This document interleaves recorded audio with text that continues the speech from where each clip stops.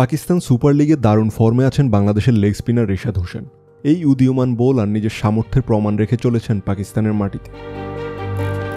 করাচির national স্টেডিয়ামে লাহোর কালান্দার্সের হয়ে বল হাতে জ্বলে ওঠেন তিনি। করাচি কিংসের বিপক্ষে 4 ওভারে 26 রান দিয়ে 3টি মূল্যবান উইকেট তুলে নেন রিশাদ। তার বোলিংয়েই 65 রানের জয় নিশ্চিত করে লাহোর। এর আগের ম্যাচেও কোয়েটা গ্ল্যাডিয়ার্সের বিপক্ষে 31 রানে 3 উইকেট নিয়েছিলেন এই লেগ স্পিনার। 2 ম্যাচেই দলের সেরা বোলার ছিলেন তিনি। করাচির বিপক্ষে ইনিংসের 8ম ওভারে নিজের প্রথম বলেই শান মাসুদকে আউট করেন। ওই ওভারেই আরও 1টি উইকেট তুলে নেন মাত্র 1 রান দিয়ে। পরের ওভারে আবার উইকেট শিকার করে ম্যাচের মোড় ঘুরিয়ে দেন রিশাদ।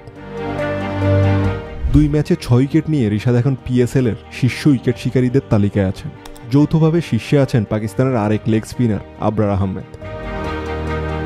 এর আগে লাহোরের ব্যাটিংয়ে জ্বলে ওঠেন ফখর জামান ও ড্যারেল মিচেল। ফখর 47 বলে 76 এবং মিচেল 41 বলে 75 রান করে লাহোরকে নিয়ে যান 201 রানের বড় স্কোরে। রিশাদের স্পিন জাদুতেই করাচি গুটিয়ে যায় মাত্র 136 রানে।